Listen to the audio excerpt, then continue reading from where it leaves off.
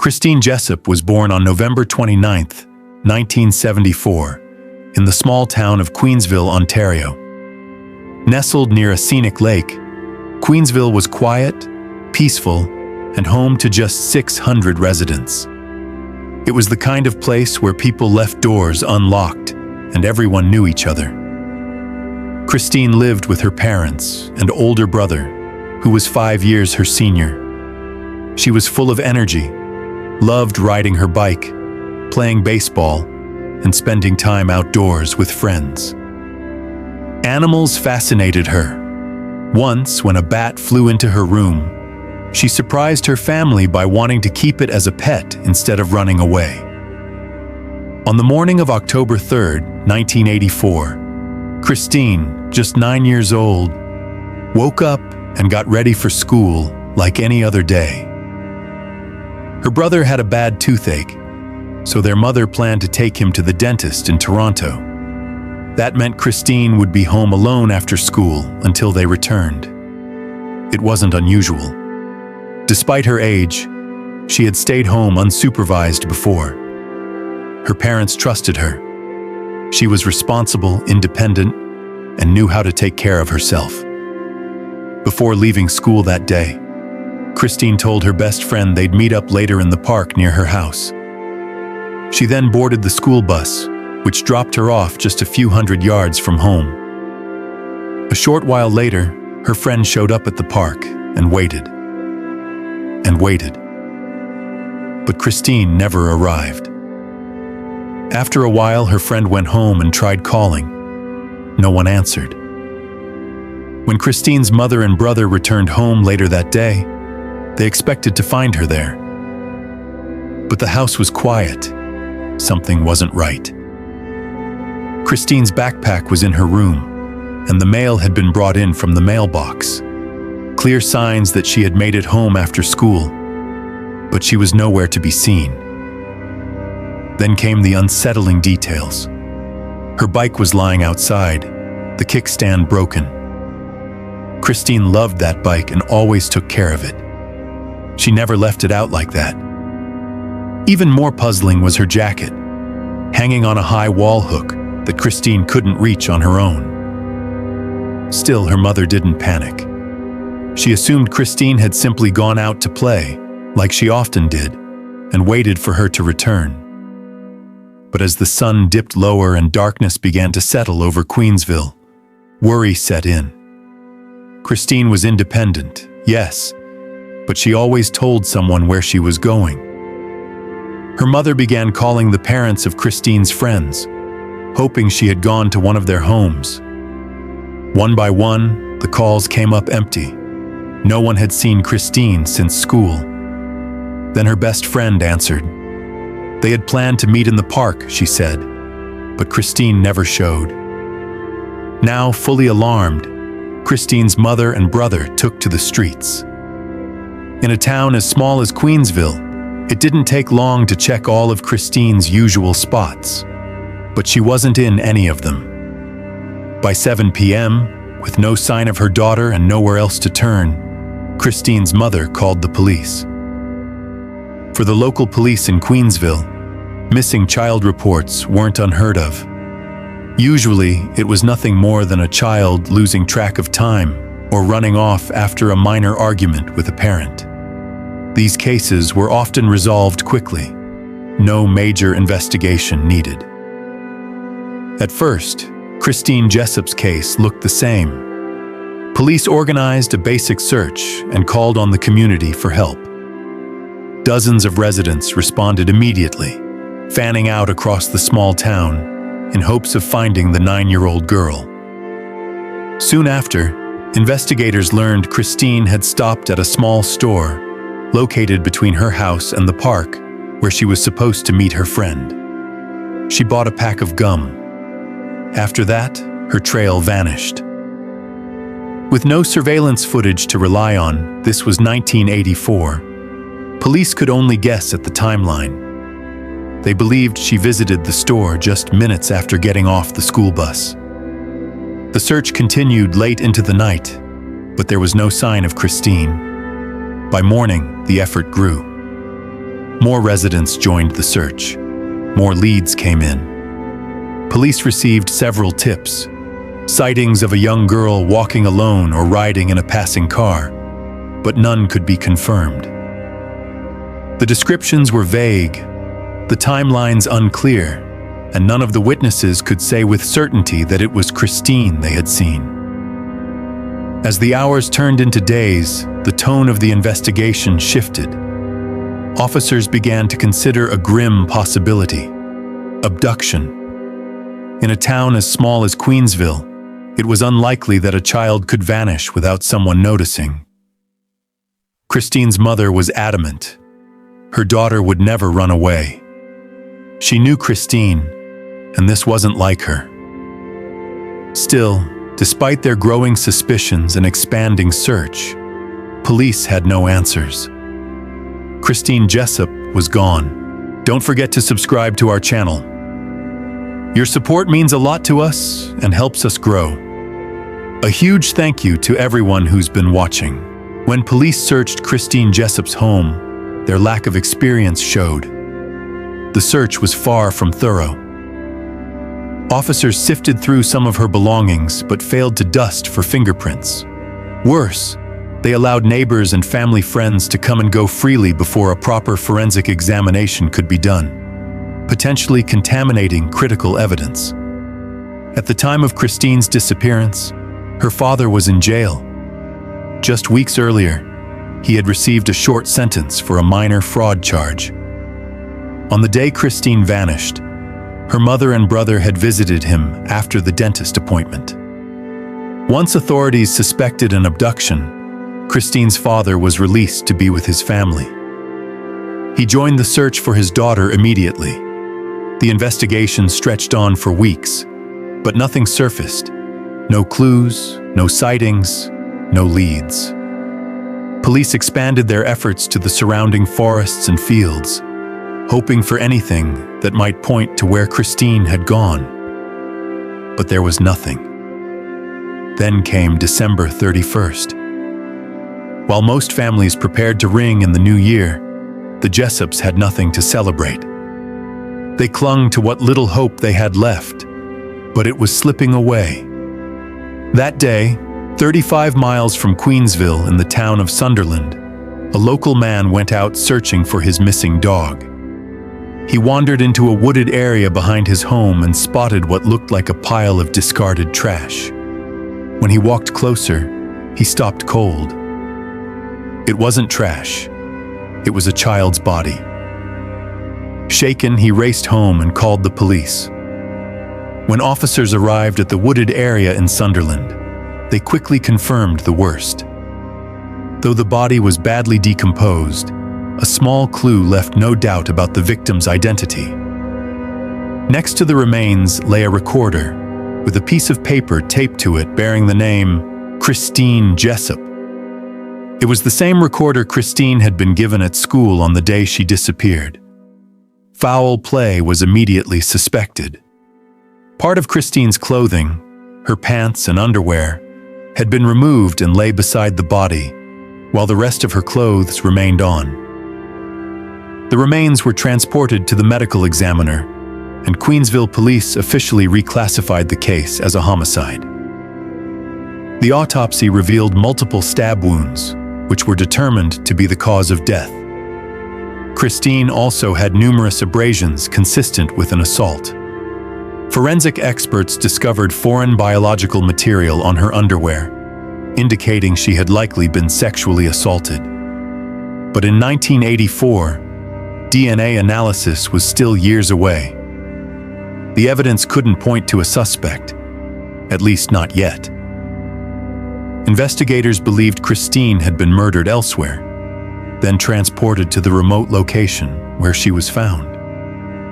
It didn't make sense that the killer would drive 35 miles to dispose of the body when there were so many secluded areas closer to Queensville. That detail raised a new theory. Detectives suspected the killer had some connection to Sunderland. Familiarity with the area might have made it feel like a safer place to hide the crime. But they were also nearly certain the perpetrator lived in Queensville and knew Christine personally. There were no signs of a struggle at her home, and it appeared she may have willingly gone with someone she trusted. Throughout the investigation, detectives repeatedly asked Christine's parents if anyone stood out, anyone who might have had a reason to harm their daughter. But her mother always gave the same answer. No one came to mind. Police had already interviewed nearly every resident of Queensville. They followed dozens of leads, looked into individuals with criminal records, and chased tips from across the region. But none of it led anywhere. Then, on February 14th, investigators returned to speak with Christine's mother once more. They asked again if anyone had ever seemed suspicious. This time she hesitated, then mentioned something she had previously overlooked. The Moran family lived right next door. They were well known and respected in town. The father owned a small business and had a reputation for being able to fix almost anything. Locals often turned to him for help, and the family was well liked. He had 6 adult children, most of whom helped run the family business. One of them, 25-year-old Guy Paul Morin, lived at home with his parents. Christine's mother recalled a few things that seemed off. Unlike the rest of the town, Guy Paul had never joined the search for Christine. And when her body was found, he didn't attend the funeral, even though the Jessups were his closest neighbors. That stood out. She described Guy Paul as quiet and withdrawn. He had a few friends and a girlfriend, but he mostly kept to himself. Unlike his outgoing family, he was solitary and deeply passionate about music, especially the clarinet. That detail caught investigators' attention. Christine had her recorder with her when she disappeared. Could Moran have used music to start a conversation, to lure her away? It wasn't hard to imagine. Christine would have known him. He'd lived just a few yards away her entire life. Detectives paid a visit to Guy Paul Morin and asked how well he knew Christine Jessup. He said they had barely spoken, only recalling a single encounter when he helped her catch her runaway dog. When asked where he was on the day Christine disappeared, Moran explained that he had been at work about 30 miles away until around 3:30 p.m. After that, he said, he stopped at a store, fueled up at a gas station, and got home by 5 p.m. Then came a strange moment. When asked what he thought of Christine, Moran said she was a typical sweet kid, but then added something that stopped the detectives cold. But sometimes they grow up to be corrupt. The comment was unsettling. Investigators took a closer look at his alibi. They reviewed his work records and confirmed he clocked out at exactly 3:32 p.m. Even if he had driven straight to Queensville, he wouldn't have arrived before Christine's mother returned home. Records also backed up his story. He had made stops at both a grocery store and a gas station, which took about 30 minutes. His family told police he got home around 5 p.m. and went to bed early, exhausted from the day. Everything checked out. On paper, it seemed clear. He didn't have time to abduct Christine. Still, detectives weren't fully convinced. What if his family had gotten the timing wrong, or worse, were covering for him? Detectives asked to search Guy Paul Morin's car. Inside the trunk, they found several fabric fibers, which were sent to the lab for analysis. Experts soon concluded that the fibers matched the sweater Christine had been wearing when she disappeared. They also compared several hairs found on Christine's body to Moran's. At the time, forensic technology only allowed for visual comparisons, focusing on color and texture. Far from definitive, but enough to raise suspicion. Looking to strengthen their case, investigators consulted an FBI profiler. Based on the available details, the profiler outlined a rough psychological portrait. A male suspect from Queensville, aged 19 to 26, possibly with a criminal history involving voyeurism or arson. While the profile included a range of traits, detectives focused only on those that aligned with Moran. In reality, Moran had no criminal record, no known behavioral issues, and matched fewer than half the traits described. But detectives had already made up their minds. On April 22nd, they arrested him. Moran denied any involvement.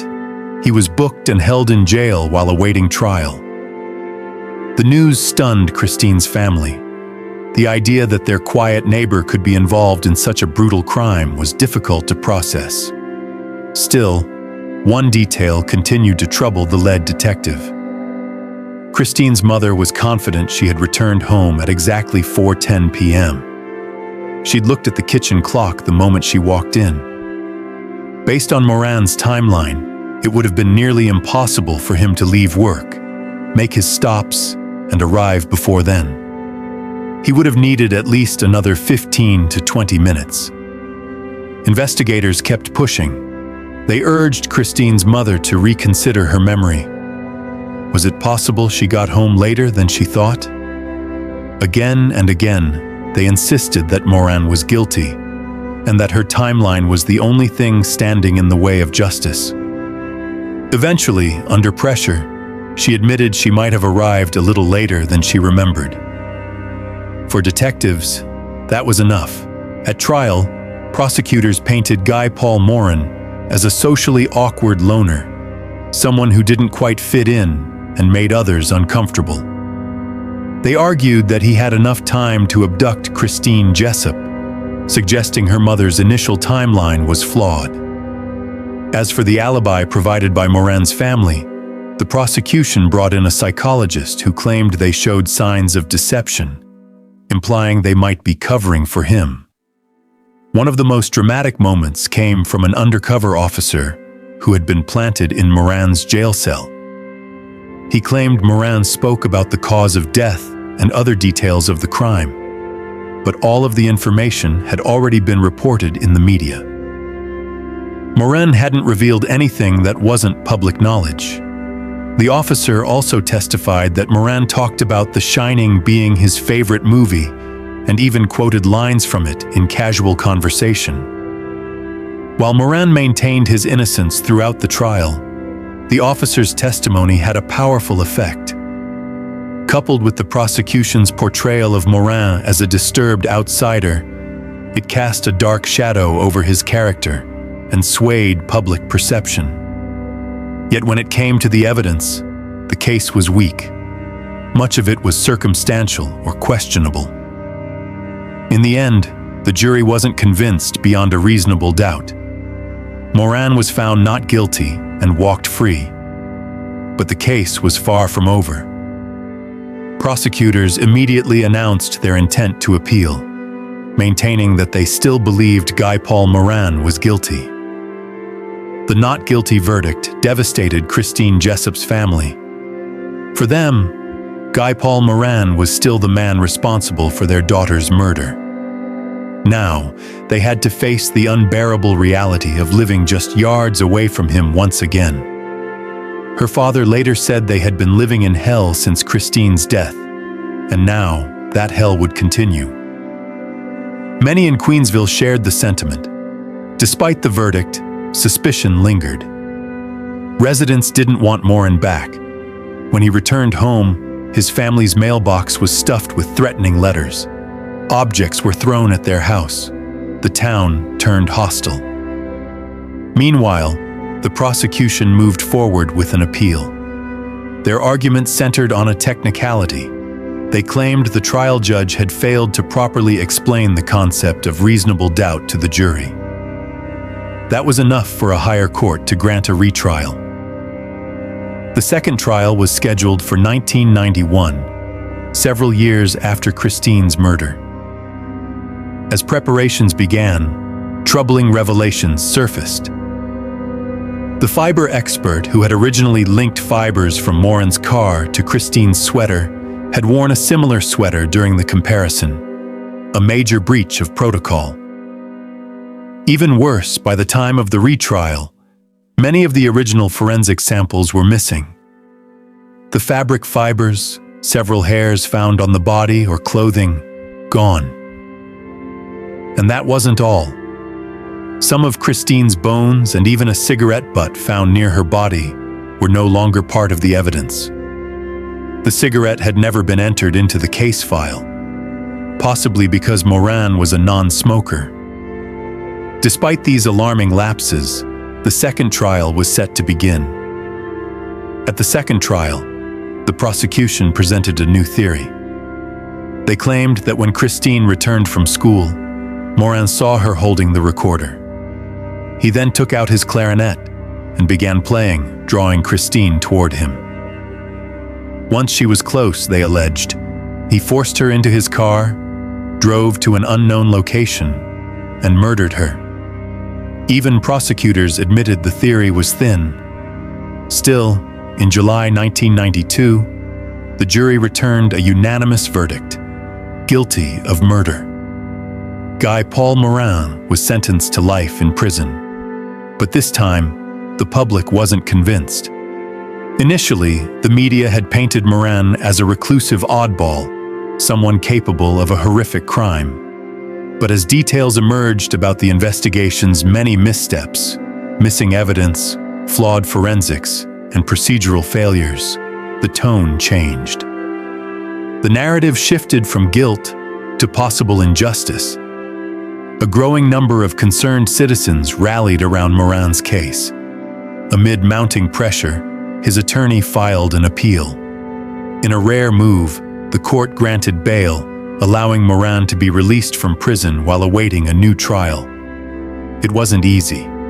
Bail was set at nearly $500,000. Desperate to help their son, Morin's parents mortgaged their home to secure his release. His lawyer then made a bold request: DNA testing on the biological material found on Christine's underwear. Earlier attempts to analyze it had failed. Technology simply wasn't advanced enough. But by the mid-1990s, forensic science had caught up. Experts were now able to extract a DNA profile from the semen left behind on the fabric. The DNA results were conclusive. The biological evidence found on Christine Jessup's underwear did not belong to Guy Paul Morin. The revelation sent shockwaves across Canada. Morin had spent over a year and a half behind bars and endured nearly a decade of legal battles. His life had been torn apart, based not on truth, but on tunnel vision by investigators who had built a case around him instead of following the evidence. In January 1995, 10 years after Christine's body was found, all charges against Morin were dropped. He was officially exonerated. Later, Morin sued the authorities and was awarded $1.2 million in compensation. Several investigators involved in the case faced serious consequences. Some lost their jobs. Others were held legally accountable for fabricating or mishandling evidence. The case became a national scandal and a turning point for the Canadian justice system. It led to sweeping reforms aimed at preventing wrongful convictions and improving forensic protocols. Following Morin's release, authorities reopened the Christine Jessup case. A new team of detectives took over the investigation, this time with a crucial piece of evidence: the real killer's DNA profile. Police began collecting samples from hundreds of potential suspects. None matched. As time passed, the case was handed off to the cold case unit. Despite fresh reviews and continued efforts, no new leads emerged. The damage had already been done. The original investigation had not only lost key evidence, it had also ignored other possible suspects entirely. Investigators were so convinced of Morin's guilt, they failed to look anywhere else. And the real killer slipped away. Years after Guy Paul Morin's exoneration, Canadian media continued to follow the case. One major news article sparked a flurry of tips. A man came forward claiming his father had confessed to Christine Jessup's murder on his deathbed. Others pointed to men with questionable reputations who had lived in Queensville at the time of the crime. Journalists handed all the information to police, but none of the leads resulted in a definitive suspect. Then, in 2019, 35 years after Christine's murder, the case was reopened once again. A new detective was assigned. Armed with only the killer's DNA profile, he turned to a cutting-edge method: genetic genealogy. The technique was still relatively new, and no lab in Canada had the tools to conduct such advanced work. The detective sought approval from his superiors to work with a specialized lab in the United States and secured funding to move forward. The lab's goal: identify the killer's relatives through public DNA databases. Soon, they had a breakthrough. Several distant relatives of the unknown suspect were identified, but building full family trees from these fragments would take years, unless they found a shortcut. So the experts cross-referenced details from the genetic profiles, narrowing the scope. Eventually, they estimated that police would need to investigate the family trees of about 400 individuals to trace the suspect. With this mountain of data, the detective turned to a trusted colleague in Canada, an expert in complex DNA genealogy. He agreed to help. Together, they began reconstructing family trees, piece by piece, in a renewed search for Christine's killer. To avoid any risk of bias or misdirection, the DNA specialist chose not to share his findings with the lead detective during the initial stages. He and his team quietly spent 8 months piecing together family trees, carefully analyzing hundreds of names. Eventually, they zeroed in on a single lineage. The tree traced back to a man born in 1804, and after meticulously working through generations of descendants, they narrowed their focus to one family. By October 2020, they had a name: Calvin Hoover. When the team finally passed the information to the detective, the name meant nothing to him. Hoover had never appeared in the case files, not in any reports, leads, or interviews across more than 3 decades. Then came the twist. As the detective dug deeper, he discovered something that stunned him. Calvin Hoover had been one of Christine Jessup's parents' closest friends at the time of her disappearance. In 1984, Hoover was 28 years old and lived in Queensville with his wife and children. His family and the Jessups had been close for years. He was even listed as an emergency contact for Christine. Just days before Christine vanished, her mother had stopped by the Hoover home. During the visit, she told Hoover's wife that she'd be taking her son to a dental appointment in Toronto and then visiting her husband in jail. But Christine would be staying home alone. That conversation changed everything. Hoover's wife clearly knew Christine would be alone that day, and so did Hoover. Christine Jessup knew Calvin Hoover well. He was a trusted family friend, and she would have had no reason to fear him. If he offered her a ride or asked her to come with him, she likely would have said yes without hesitation. The detective was now left with one troubling question. Why had Hoover's name never appeared in the case files?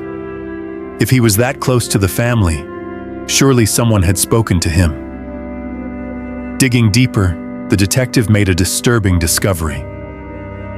Shortly after Christine's body was found, police had spoken to Hoover's wife. She told them she hadn't been home at the time of Christine's disappearance, but added that her husband had been home, watching their children. That was it. No follow-up. No direct questioning of Hoover himself. Investigators at the time had simply accepted his wife's word as an alibi and moved on. Hoover had the opportunity to commit the crime, and no one had ever looked his way. Now, the detective needed one final confirmation: Hoover's DNA. But there was a problem. Hoover had died in 2015 after battling serious health issues. Exhumation was an option, but after 5 years, biological material might no longer be viable. Then came a break. The detective contacted the medical experts who had handled Hoover's autopsy. They still had 2 preserved vials of his blood. The samples were rushed to the lab. Technicians extracted a DNA profile, and when compared to the killer's DNA, it was a perfect match. Calvin Hoover had murdered Christine Jessup. When Christine's parents were told the truth, they were stunned. For decades, they had lived next to the man who took their daughter's life, someone they trusted. They were heartbroken he had never been held accountable. Hoover's own family was also shocked. His wife said she had never, even for a moment, suspected him of any involvement. As for Guy Paul Morin, the news brought no relief. He told reporters that learning the identity of the real killer changed nothing. He had spent nearly a decade bouncing between prison and courtrooms. Even after his exoneration, many people still believed he was guilty. He said he lived in constant fear during those years, a fear that never fully left him. In his words, "This case didn't just take Christine's life, it took mine too."